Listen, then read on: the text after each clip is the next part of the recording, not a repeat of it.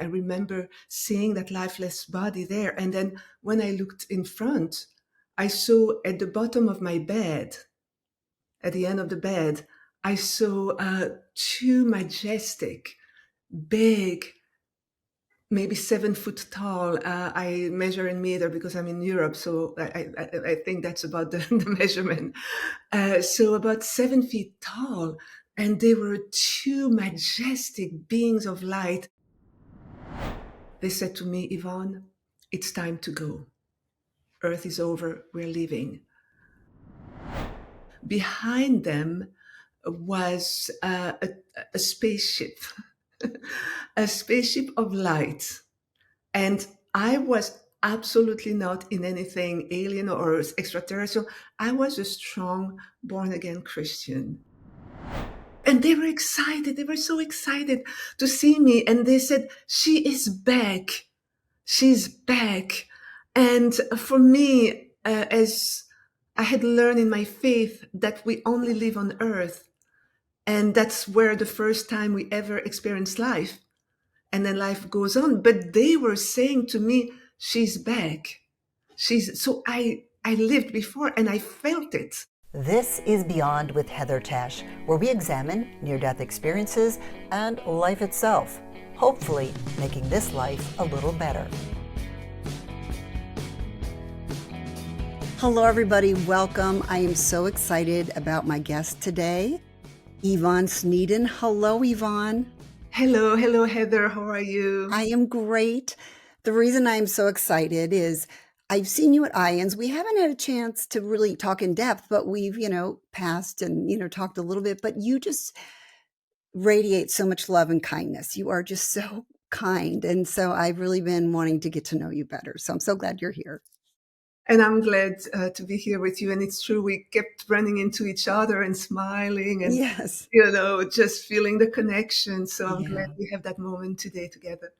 Oh, it's the same. And all right. So another reason I'm so excited you're here is because I think the more I listen to near-death experiences, the more that I realize there's so much beyond my understanding and that the reality is very different than what I think it is. And your story kind of stretches what my understanding of what is possible and what is out there. So I'm excited for you to share that with my audience. And just to give a little background to my audience, you had a very challenging childhood.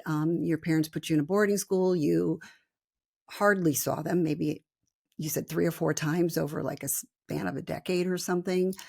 And then you ended up being very successful. You were meeting with all these dignitaries because of your job and kings and queens. And so you had all that.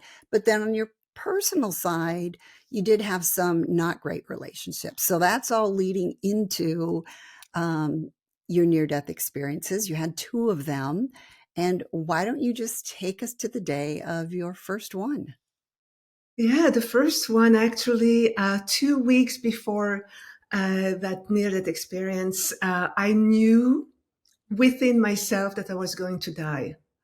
I had never had that in my entire life.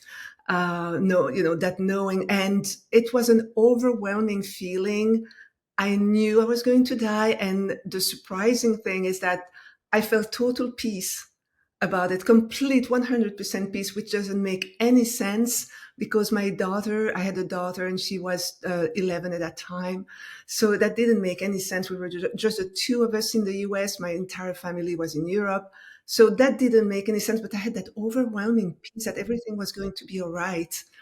And I did call my sister in Belgium. That's where I grew up. And I told her that I was going to die, but that she didn't have to worry at all. Everything was okay.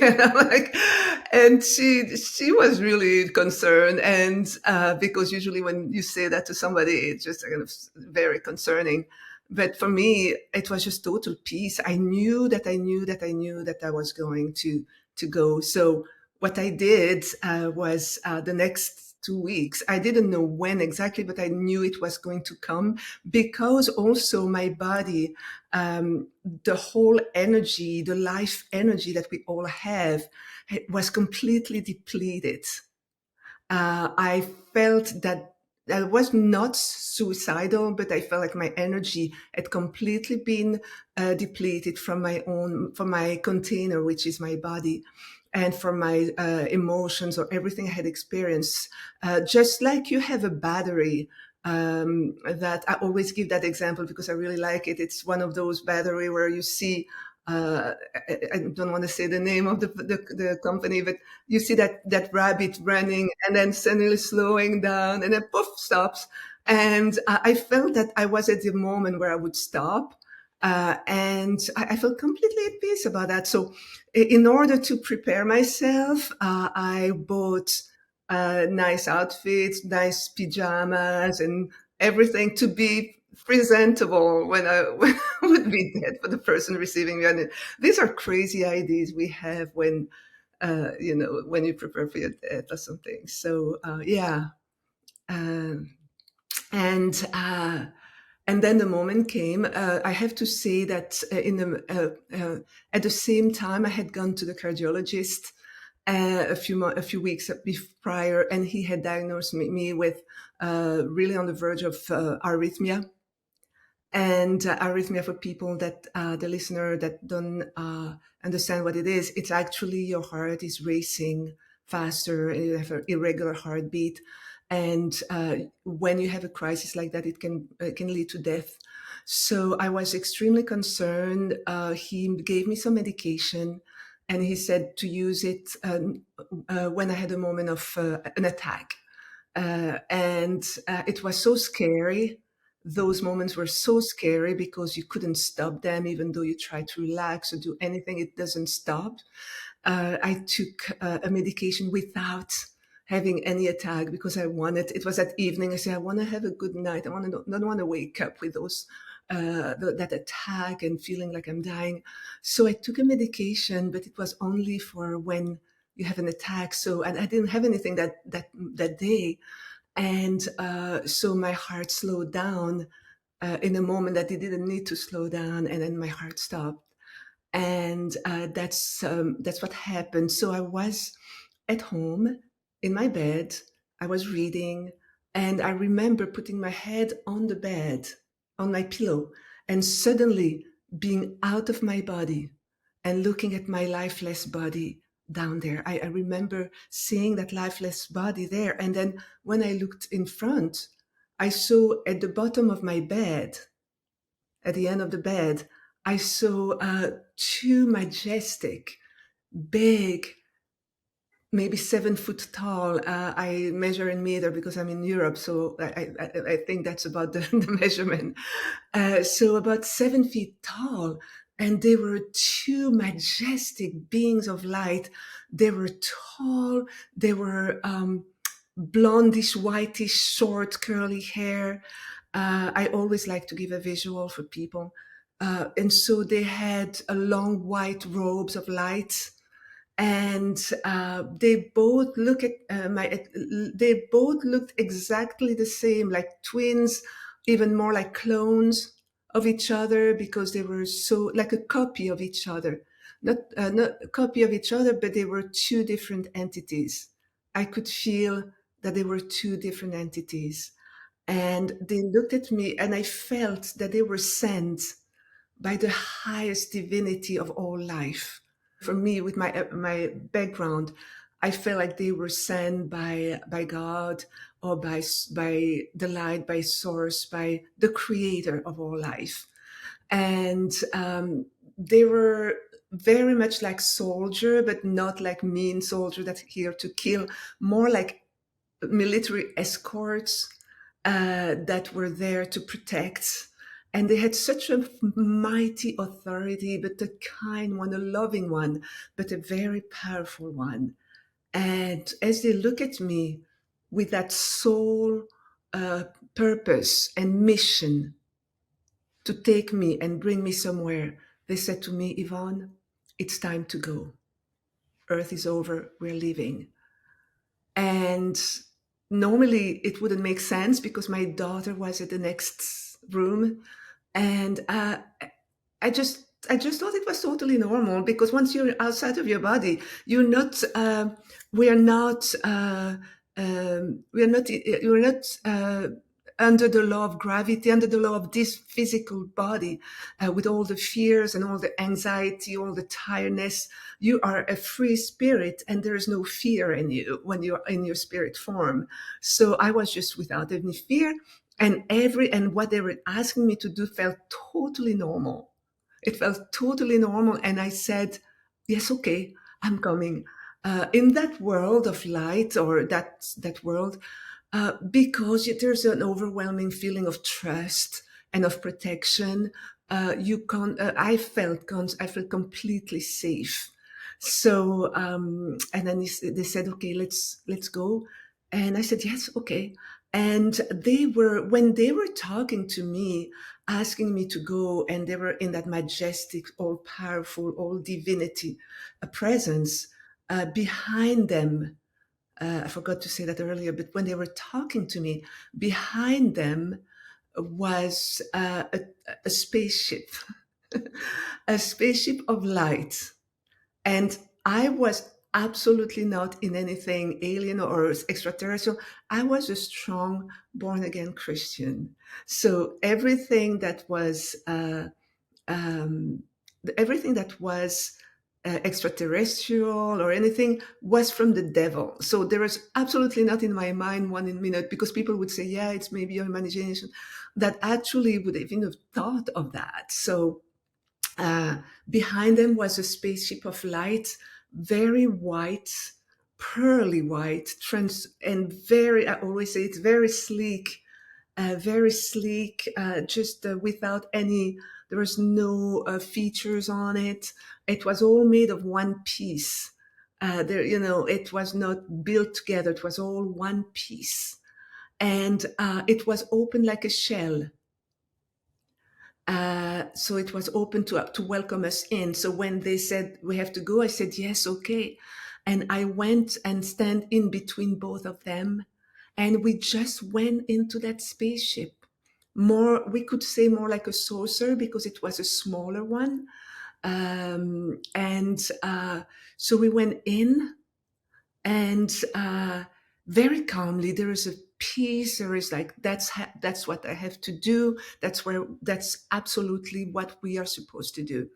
And the three of us proceeded towards the that spaceship, and we entered in, um, and each of them sat on each side of, there were three seats, only three seats, and each of them sat on each side of myself.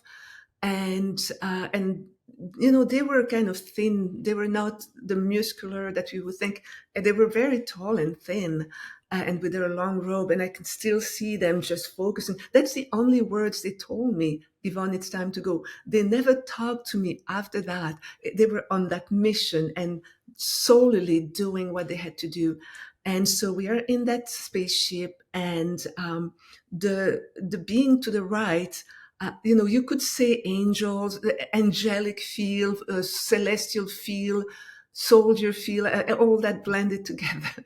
And so the one to the right said, uh, took from with his hand, he took like a type of handle with his left hand, and he pushed it. He handled it. I mean, he pushed on it, and the cover of the spaceship closed on us. And then in 1 second we crossed the entire universe. It was just 1 second, like in those science fiction movies that you see the warps. It's exactly how I experienced it. Exactly, we were just gone.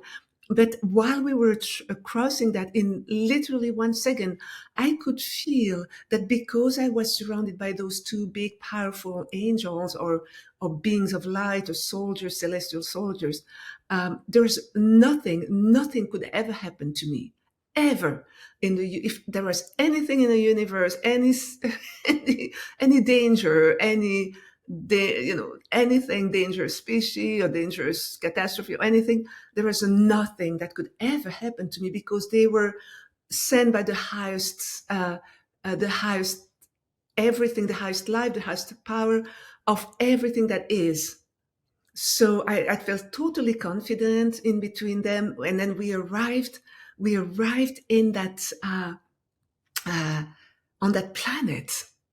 We arrived on that planet, and I have to say that because I usually never say that. I say, "Oh, we arrived in that illuminated place," but basically, we arrived first. I see us landing to a type of planet that looked, I don't say it's not the moon, but it looked, to give a visual, like the moon in the sense that it was nighttime all around. And I didn't see a lot of life on the surface. But suddenly, and I don't know how that happened, but suddenly we were inside a structure. And when we arrived inside that structure, there were about 20 to 25 beings of light, not dressed in white robe. They were just, suits and more like science fiction suits type of things. But they were normal beings and all kind of beings, different shades, different hairstyle, but they were all made of light inside. They were all made of light. There was no muscle, no blood like we have on Earth, no bones. It was all made of, yeah, the inside was like light. It's just like when you have a bulb and you look at the bulb, inside it's light. Well, the bodies were like that, illuminated by the inside. And they were all cheering, so happy. They were like, "She's here, she's here, she's here." And they were excited. They were so excited to see me. And they said, "She is back. She's back." And for me, as I had learned in my faith that we only live on earth, and that's where the first time we ever experienced life, and then life goes on. But they were saying to me, "She's back. She's." So I lived before and I felt it. I felt actually that Earth was so far away, so many planets away. And I also felt that my life on Earth was a dream, and basically a nightmare. Like we have those stressful nightmare where you struggle in all those nightmares. And then suddenly you wake up and you are so relieved because you wake up. And please, Heather, feel free to interrupt me anytime you want because I will go on and on. Go on. I love hearing all of this. It's wonderful. Thank you so much. And so I felt that I was on Earth for some kind of mission or learning, and it was a simulation, a place where you learn. I felt like, and it was very, very far away, and I felt like I was waking up from the nightmare. I was so relieved. I was, "Oh my God, I'm so glad it was a nightmare. That was such a horrible situation there. I'm so happy it's just a nightmare. It's not real." And I felt so relieved to be finally home. I felt like I was home. I said, "I'm home. I'm finally home." I sometimes like to compare that for example, some people go on a big mission somewhere in very dangerous area of the world, either missionaries or explorers, and they stay there, for example, for 20 years. And after 20 years, and there's no way for them to come back home. And after 20 years, suddenly a plane comes or helicopter comes and come to pick them up and say, "You're going home." And then when you arrive home, you put down your suitcases, and your family is there. "Hey, hello, welcome. We're so happy to see you. We missed you. We missed you." Well, that was exactly the feeling that actually was when I arrived, it was a family reunion. Everybody was like so happy to see me, and looking forward to hear all the stories of what I had experienced on Earth. And I was so happy, and everything in that place was so illuminated. It was actually like the walls, the floors. We sat on some kind of structures that looked like benches or sofas type, but everything was made of light. Everything was solid light. For example, imagine a chair, but the chair is made of light and it's solid. You can sit on it. Everything, and that light was just not a normal light. It was divine light. It was all uh, source light, God's light. There is in my faith they say that God is omnipresent, omnipresent, and actually it was really true because God or the light or the creator of all was in everything. We were bathed in it. We didn't need to look for it or to spend time in meditation or prayer or anything. We were in the light of God. We could feel it. We could feel it all around us. And so they surrounded me. They were ready to serve me. They were asking me, do you want this? Or do you want that? How can we help you? Because actually, I always say that, but that's how people are on the other world. In the other world, we are not like here on earth, selfish and self-centered because of fear, because of danger, because of traumas that we had to self-protect.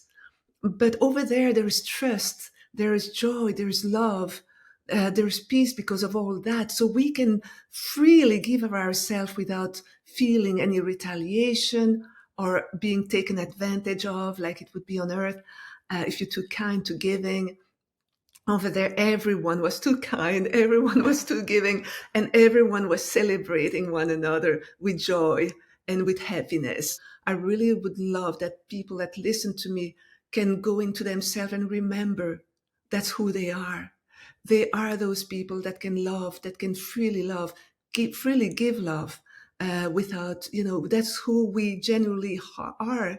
We're not that what we have created on our earth as our own personality.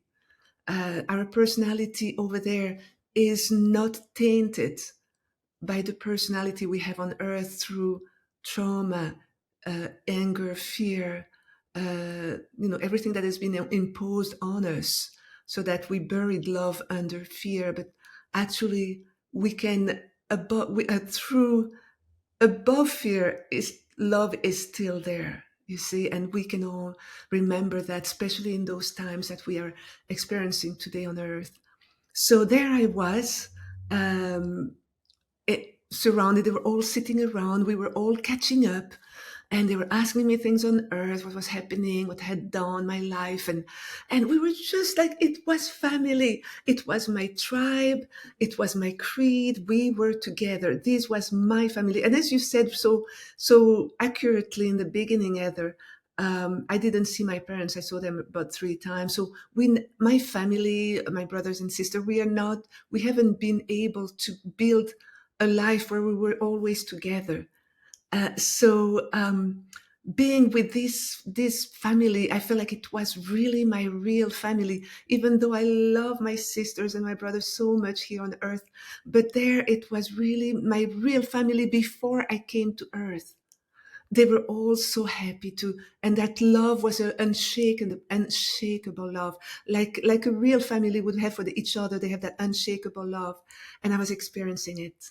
But at some point, one of the lady there, which was more, it felt for me that she was more an older spirit, a more that actually was kind of leading the group. It was a female spirit, and she came to me with a lot of gentleness and kindness and empathy. And she took my face like that with her hands, and she said, "Yvonne, your experience on planet Earth is such a difficult one. And I said, yes, it's just horrible. It's difficult. I had just moved to the US. I was just again alone with my daughter, divorced. It had been a lot of tragedies in my life, and I had come to the end of it. And that's probably why my energy of life was depleted, because I had used all the energy we have to live on earth. And I said, yes, I said, it's so difficult over there. And then she said, but you have to go back.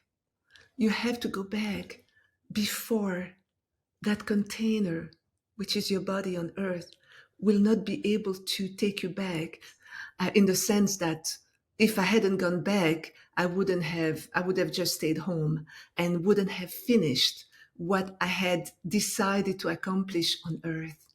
So as she said that, I was very obedient. I knew that that's what I had to do. I did not resist, because I knew that's what I have to do. And so when I said, yes, okay, I'll go back. When I said that, those two beings were back, and they were just waiting like that. And because they were not there during that whole period of communication with my family. And so when they were back, we just went back the same way. I went back in between them, and we went back into that spaceship. It closed, and then we just came back the same way, 1 second through the cosmos, and I arrived back home, and I just felt my real me, my spirit, like she was saying, reintegrating that container, which was my body. That was my first near-death experience. Such an incredible story. And like I said, it really stretches our understanding of, you know, what is out there and what is to come for us. So I just have loved hearing your story. I know that you have a fascinating second near-death experience. It's different than the first one and also just incredible. So let's go ahead and take that into part 2. Yvonne is such a delight. And like I just said, this next near-death experience is very different than the one we just heard. I was in God's light. I was in the light, in Creator's light. I was no longer the Yvonne on earth that was struggling with health, with fear, with anxiety, with traumas. I was a spirit, a being, a soul who was completely content. It was just looking at me like, wow, this is the most beautiful thing I have ever seen in my entire eternity. That's how the feeling was.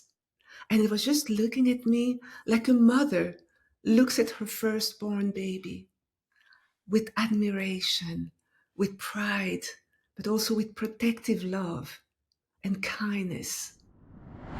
It was just the most amazing feeling. I felt so safe. I felt like nothing could ever happen to me, because I was really surrounded by love and protection, the highest level of protections. And I felt it in my heart, in my soul, in my essence. And as we are basking together and loving that love fest, we're having that love fest together. And I just like, I don't want it to end. And I knew that I was in the arms of life itself, in the arms of unconditional love itself. So there is so much more to come. I do hope you'll come back for that. I will have a link in the description. Super easy to find that. Just click on the word more. But right now, I'd love to know your thoughts on what she just shared.